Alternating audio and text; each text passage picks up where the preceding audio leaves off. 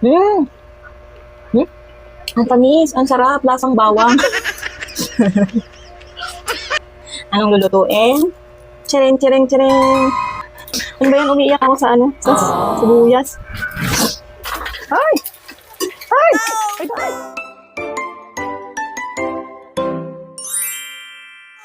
Hello. Magluluto ulit tayo. Dinig nyo ba ako? Hello, hello. Try ko muna nga. And okay naman pala, dinig. Itong isa kong mic kasi yung gamit ko. Yung isa lowbat. Sa nagtatanong pala kung ano yung gamit kong mic nung mga nakaraang araw. Yun is Amgrass. Amgrass. Ito kasi iba to. Boya to. Ayan o. So, iba yan. Ayan, meron pa dito. Ayan. Dalawa yung mic ko. So, dalawang brand pala. And, ayan. Ito yung isa. Ito yung madalas kong gamit. Kaso lowbat, sinacharge ko. Hindi ko napansin. Lowbat pala. So, ito ulit yung gamit ko. Pero ito yung una-una kong gamit talaga. Matagal na to. Ano na yata? Magto 2 years na yata yun. Matagal na to. Ito gift ni Daddy Yo. So, charge na lang natin to. Kasi lowbat siya. Charge ko muna. Wait lang. Charge muna. Lowbat kasi yun. Pero matagal yung gamitin ilang araw. Magluto ulit tayo ng, ng ulam. Magbabaon si Daddy Yo. Magsa-site kasi siya. Anong lulutuin? Tsereng, tsereng, tsereng. Lulutuin ko ay binagoongan. Pork binagoongan with eggplant, ching, talong. Sarap, di ba? Madali lang din lutuin, di ba? Super dali lang. Baba ko nga para nakita nyo. Baka masugatan ako. Hindi nyo pa nakita. Charis. Oh, luyo ko na lang ako. Yan. Nag-ponytail na ako kasi ang init. Oh, di ba? Pagluto nyo yung asawa nyo ng babaunin pag umaalis para masaya sila pag mag-aalis. Para sisipagin magtrabaho. Pero kung busy naman kayo, hindi. Hayaan nyo siya magluto. Hindi ako kasi medyo malaki na yung anak ko. Mamaya niyan, mag-activity kami ni Kuya. Si Kuya ay ina-activity ko everyday. Kaya medyo busy talaga. Pag may chance lang talagang mag-video, nag-video ako. Yun. Busy tayong tao kahit papano. Kahit ganito lang tayo, busy tayo. Diba? Nice. Tumalim na yung ano ko, kutsilyo. Kasi, bumili na ako ng bagong kutsilyo. Stainless steel na pati yan. And matalim. Alam niyo kung bakit? Nasampulan kasi ako. Medyo gumaling na. Pero nasampulan ako. Nasampulan ako. Kinulang sa hihiwain. So, ayun. Ang talim pati. Saka ang maganda dito, hindi agad mapuputol yung hawakan. Yun ang kasi problema ko sa nabibili ko. Napuputulan ng hawakan. So, at least yan, hindi. Di ba? And, grabe. May pang ano na din, pang hiwa na din ng mga bones. Ganun. Pork. Yung ano, bone knives. Ganun. Bone knife. Knife. Ay, nako. Baka i-correct na pa ako. Here. Sabi pala sa akin, hindi daw ako marunong mag-reply pag nag-chat. Actually, hindi talaga ako pala reply. And hindi din ako pala chat. Yes, hindi ako pala chat. And hindi ako pala chika sa chat talaga. Kaya masanay kayo. Ano ba yan? Umiiyak ako sa ano? Sa sibuyas. Ang hapdi sa mata. Hindi ako pala pala chat talaga. So, minsan, pag na-read ko, kasi iisipin ko pa kung mag-reply ako. Kasi feeling ko hahaba yung chika. So, ang mangyayari, malilimutan ko ng replyan. Tapos hanggang sa mahihiya na ako mag-reply. Ganun ang nangyayari doon. Ramdam niyo ba ako? Sa mga Sagittarius. Di ba ganun? And may ano din ako pag, for example, mag-greet, magbabate. Tapos, pag nakalimutan ko talaga yung yung birthday mo, kahit sabihin ng husband ko, batiin mo na. Hindi ko talaga babatiin. Kasi nalimutan ko talaga. Guilty kasi ako. So, ayokong bumati dahil nakita ko lang siya. Alam niyo na. Hindi talaga ako pala reply dun sa nagsasabi ng talaga ako pala reply. So, ayan, ko na tong, nahiwa ko na yung sibuya. Ayun, garlic o English. Garlic and onion. So, wala akong kamatis. Yung iba naglalagay kasi ng kamatis. So, wag na natin lagyan. Nahiwa ko na din yung pork ko. And nagsasaing pa kasi ako. Mamaya na. So, tikman ko na muna tong mangga. Pinapahinog ko siya pero gusto ko ng tikman. Dalawa to, bigay ng aking ina. Diba? Mahal na ina. Tikman natin tong isa. Kahit amoy garlic yung kamay ko. Ay, amoy garlic din to. Ganyan naman nanay, diba? Pag nagpahiwa kayo, iba't ibang lasa na. Tikman ko, ay, hinog na. Oh, nice. Uy, hinog na. Pinapahinog ko kasi sana. Ayan, bango. Mukhang maasin to. Nahugasan ko na to bago ko ilagay doon. Ang binigay ng nanay ko. Ang tamis, ang sarap, lasang bawang. Masarap.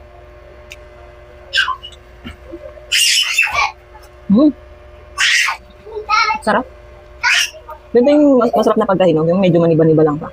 Mas hindi sobrang asin. Medyo maasin pero medyo matamis. Sarap. Hihiwain ko pala yung talong. Sarap. Ingay ng anak ko. Ang sarap. Nasa bawang. Gusto mo? Sarap. Mango. Nasa bawang. Asin. Yung dulo maasin.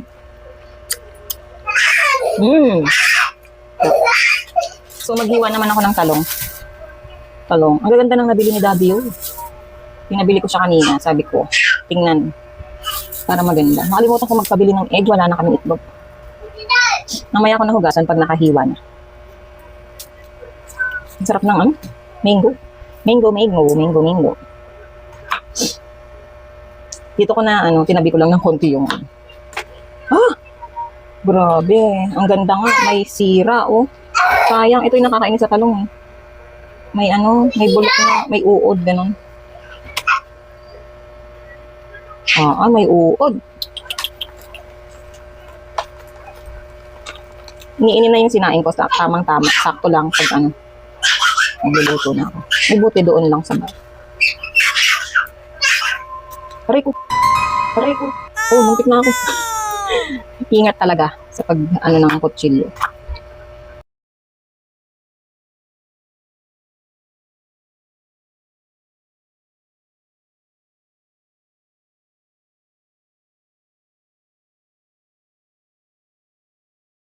Pwede na siguro to. Marami na to, no? 3 o 4 na natin.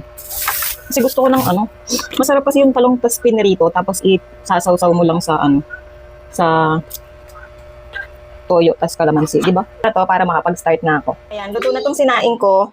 Start na tayo. Muntik pa akong magputi. Init. T-shirt kasi tayo ngayon, eh. Yan, tinaas. Para hindi mainit. So, again, dito tayo kay Modofo. So, ayan, bago ako mag-start magluto, may nagtatanong nga pala ulit dito kay Modofo fan. So, ito yung question niya. So, hindi po siya madaling masunog kasi makapal na siya, stainless steel na to. Hindi yung sobrang nipis na na kasirola. Kasirola ba yun? Basta ganito. Hindi siya makapal to, mabigat. So, depende na lang din talaga sa'yo kung iiwan mo yung niluluto mo. Hindi naman siya mabilis masunog. And pag nagpa-fried din, hindi. Pero pag uminit na siya, as in mainit talaga siya, ha, dire-diretso na kayo magluto. Yun, ganun. Siyempre, hinaan nyo na lang yung apoy. Depende na rin din sa inyo yun. Kung pero hindi talaga siya. Kung gusto nyo ng non-stick, painitin nyo ng bonggang-bongga siya para hindi dumikit pag nagpiprito kayo. Pag nagigisa, hindi siya mabilis masunog. So, ayan. Maganda tong gamitin. Start na ako. Start ko muna yung pork. I-fried muna natin yung pork. So, ito yung pork ko. Hiniwa ko siya ng sobrang, nilagyan ko ng konti sabaw, ha. Patutuyuin ko kasi. So, sobrang, hindi sobrang lalaki yung hiwa. Ayan, sakto lang. Malinis naman yung kamay ko, nagugas pa lang ako ngayon. So, ayan, pakukuluin ko muna para ma-fried ko. Takpan ko na muna para pag kumulo, as in, nakukulog pa rin at lumambot yung baboy. Tingnan natin. Ay, ihalo ko. Ang init, inom ako lang inom ng tubig. Hanap tayo ng panghalo. Wait. Balik na rin ko kasi para pantay naman. At least medyo lumambot-lambot ng iba. No? Pag kahit ang dami, parang ang konti na lang pag naluluto yung karne. Kasi, ang tawag doon? Medyo lumiliit yung karne. Naluluto. Ang daming sinasabi, no? So, ayan. Binaliktad ko lang. May nagsabi pala, bakit daw ako upload ng upload sa Reels? Actually, nag-ano na talaga ako, nag-upload na talaga, nagluluto-luto na talaga ako. Tapos nag-video ako. Tapos ina-upload ko sa ibang app. So, yung iba dito, yun. Tapos, kailan lang, parang natripan ko lang na mag-try mag-upload dito sa isang app. Gulo. Sa blue up to. So, ayun. Ang manonood, pag nakita mo sa algorithm mo, nakikita mo kasi yun eh. May nakita mo sa algorithm mo, alam mo sino nanonood, outside lang din yung nagtatapos ng video mo. Yung, makikita mo kasi doon kung tinapos ba yung video, ganon. Makikita mo doon. So, ang makikita mo doon, outside ang mga nanonood sa'yo. Yung mga friends mo, ano lang, pakyaw lang pinanood. Ganon. Nakikita mo doon, hindi naman pinanood ng buo. Ganon. Outside talaga yung mga viewers mo. Kaya kung gusto mong magluto, or kahit anong gusto mong gawin, or gusto mag-upload ng mga videos, okay, go, upload ka. Huwag mong, sabi nga nung husband ko, huwag mong hindi ka naman nag-upload para sa kanila, para yan sa'yo. Kung masaya ka naman sa ginagawa mo, why not, di ba? Bakit ka ang init? Ang dami sinasabi. Di ba? May ko lang sinabi. So yun na to. So, fried ko lang. Fried lang natin. Chiren, kita nyo ba yan? Tumatalsik na nga eh. Prito natin. Ng bonggang-bongga. Gumagalaw.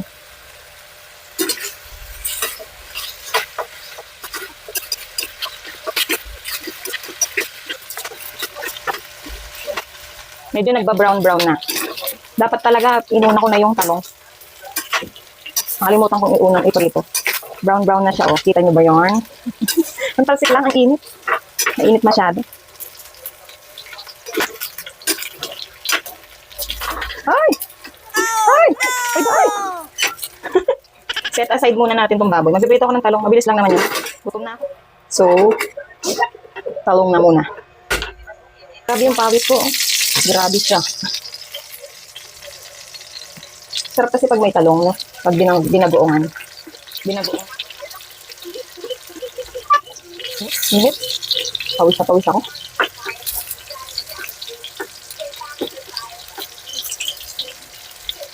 Madaliin na natin.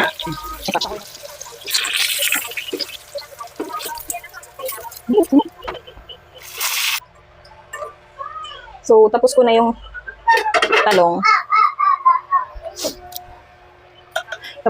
Gisa natin sibuyas bawang. Pagsabayin ko na to. Pinagsasabay ko na talaga to. Pareho lang din ang maluluto. Ayan. Mabilis kasing masunog yung di ba? Yung bawang. So, at least sabay sila. Sabay sila maluto.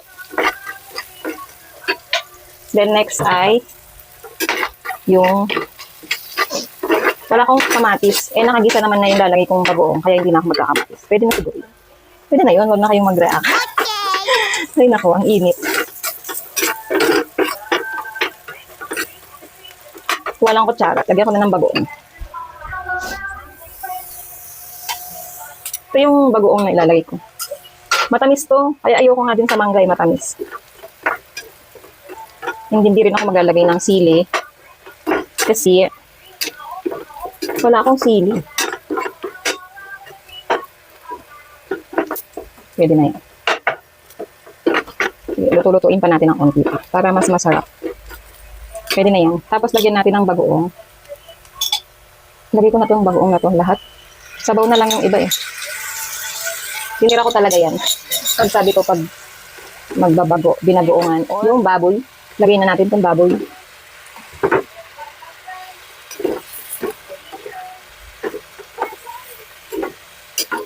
Napakadali lang lutuin ito, di ba? O, tapos, lagyan lang natin ng konting sabaw para mapakulo natin. Ito na lang lagyan ko. Lagyan ko na to para sayang yung niya. O, diba? O, yan dami. Pwede na yan. Sige pa. Yan. Para lumambot yung baboy. Napakulo ko ng konti, pero mas masarap kung mas malambot. Tapos, takpan. Chirin. So, habang pinapakulo ko to, prepare ko na yung malutuan ni Daddy Yo. Ready ko na yung babaunan ni Daddy Yo. Kasi, para lumamig na yung kanin.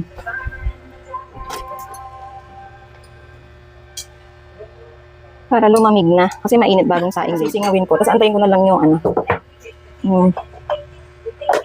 ready ko lang. Balik tayo doon. So, balik tayo dito. Ang init. Ulitin pa yan. Tinry pa eh. Ang init talaga. So, ayan, kulo-kulo na siya. Malambot na siguro to kasi pinakulo ko na talaga yung baboy. So, pwede na yan. Check nga natin. Ang init. Ang init talaga. Tingnan natin. Hindi pa yata. Alam mo yung parang ang dami kanina, tapos ang konti lang ngayon. Bagay kami lang naman kakain. Saka sa babaon lang. Konti lang ang baon ni Daddy. Ang liit lang ng malutuan niya, di ba? Kain ka bang pangang? Karita na mo ning kainan eh. Ning bakalan na. Karitak mo itang kain na. Pero karagol ng taon eh. Makanta talaga. Pampangan niya. Actually, magaling ako magkapampangan talaga. Panggap lang tayo. Pakuluin ko pa ng konti.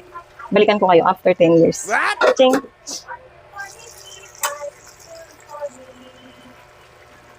Pwede na yata. Malambot na. Pwede na pala, malambot na. Para tayong nasa fog na Punasan ko nga. Oh, malinaw na ulit. So, lagay ko na tong talongs. Oh, diba? Para masarap. Pwede na to eh. Pakuluan lang natin kasama yung talong. Pakuluin lang natin kasama ang talong, mga Mars. Tadan, luto na. Kain na tayo. Kain na. Tikman na natin. Kain na tayo. Mangan na. Mangan. Sarap. Di ko pa tinikman nun. Sarap. Oh, yes. Sarap daw. Yum, yum. Bilis lang galutuin ng binagoongan na. Kain.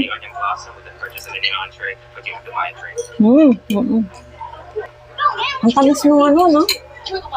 Pakula. Ano yun? Tamis ng bagoong ko. Talong.